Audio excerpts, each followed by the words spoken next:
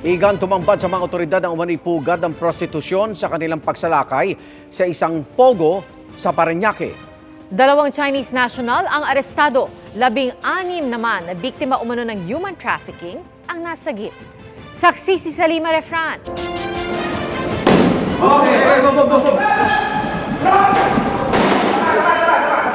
Sinalakay ng mga otoridad ang gusaling ito sa Parañaque kasunod ng ulat na isang pogo na nagpapatakbo umano ng mga iligal na aktibidad. Sa parking area sa ikapitong palapag, tumambad sa Pagcor, Southern Police District at PAOK ang ilang desktop at gaming console. Pero bukod dyan, madiskubre rin nila ang ilang tinayong massage rooms na ginagamit umano sa prostitusyon. So happened while doing the inspection, nakita nga namin yung prostitution din. Parang babuyan na, di ba? I mean, parking lot, tapos ginawa na nilang rooms para sa prostitution. Tumangging humarap sa kamera ang mga naabutang Pilipinang therapist, pero tinanggi nilang kalaswaan ang kanilang serbisyo. 2 Chinese nationals na namamahala umano sa spa ang arestado, habang nailigtas naman ang 16 na biktima umano ng human trafficking. Sa ibang palapag, nadiskubre naman ang isang pogo na may lisensya, pero walang may pakitang dokumento ang mga banyagang empleyado. Ang mahigit 2,000 empleyado roon, sobra-sobra raw sa mahigit 900 lang na nakadeklara sa Pagcor. Dadaan sila sa profiling at verification ng Bureau of Immigration. May ilang malalaking vault din na natuklasan sa ilang kwarto. Sinusubukan pa makuhanan ng pahayag ang may-ari ng kumpanya. Sa pogo naman sa Pasay, na nauna ng sinalakay na nakitaan rin ng prostitution den at torture chambers.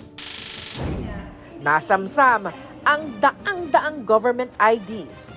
Bukod sa alien employment permits at certificate of registration, may mga kaduda-dudang tax identification o TIN card at PhilHealth ID. Ayon sa mga otoridad, kinumpirma ng BIR na lehitimo at nakarehistro sa database nila ang mga pangalan at mga number, habang iba pang mga ID patuloy na biniberipika. These are also the same clearances or IDs na kailangan naman nila to apply for a passport. So once na naka-apply ka na ng Philippine passport at naitago mo na yung totoo mong pangalan dyan, then you can go kahit saan dito sa mundo using Philippine passport. Paano nga kung gumawa ng kalokohan ito sa abroad? Ang mabigat dito, siyempre, dala-dala niya yung Philippine passport. Panawagan ni Cruz, maimbestigahan ang insidente at mas maging mahigpit pa sa pagbibigay ng ID ang mga ahensya. Isang puganteng Taiwanese rin na may warrant para sa kasong fraud sa Taiwan ang nakita sa gusali. Sa Haro, Iloilo naman, sinampahan na ng mga kaso ang 17 Chinese nationals na naaresto dahil sa pag-ooperate umano ng cybersex den. Pansamantala silang nakadetain sa Haro Police Station. Tinitingnan din ng mga pulis kung posibleng biktima ng cyber trafficking ang ilan sa mga arestado dahil 3 lang sa kanila ang may hawak na pasaporte. Kasabay sa pagkakaaresto nila noong Sabado, nasamsam ng mga otoridad ang mahigit 20 computer at halos 50 cellphone na ginagamit sa pagpapadala ng mga malalaswang larawan at video sa mga banyagang kliyente. Kasunod nito, nakipag-ugnayan na rin ang Cybercrime Investigation and Coordinating Center sa Iloilo City Police Office. For us, it is alarming because it is going out of the nerve center na activity nila. No?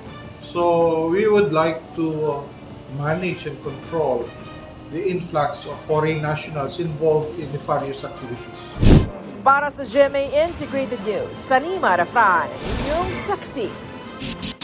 Mga kapuso, sama-sama tayong maging saksi. Mag-subscribe sa GMA Integrated News sa YouTube. Para sa mga kapuso abroad, samahan niyo kami sa GMA Pinoy TV at sa www.gmanews.tv.